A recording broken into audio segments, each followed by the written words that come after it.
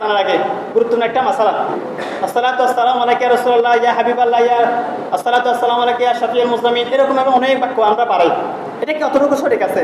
আল্লাহর বিষ্ণু হুজুর পাক সাল্লাল্লাহু আলাইহি ওয়াসাল্লাম বলেন যে ইজা সামিতুম মুআজ্জিনুনা, যখন নাকি মুয়াজ্জিন আযান দিবে শুনবে, ফাকুলু মিসলা মা ইয়াকুলু, মুয়াজ্জিন যেরকম বলবে সেরকম বলবে। সুম্মা সাল্লু আলাইয়া, মুয়াজ্জিন আযান দেওয়ার পরে দেখেন, সুম্মা সাল্লু আলাইয়া, মুয়াজ্জিন আযান দেওয়ার পরে আমার উপর দরুদ পড়ো। আযান দেওয়ার পরে আমার উপর দরুদ পড়ো। ফাইন্না মান সাল্লা, কেননা মান সাল্লা আলাইয়া সালাতান ওয়াহিদাতান সাল্লাল্লাহু আলাইহি ওয়াসাল্লাম, যে ব্যক্তি নাকি আমার উপর একবার দরুদ শরীফ পাঠ করবে 10টি রহমত নাযিল করবে। সুবহানাল্লাহ, কয়টি রহমত?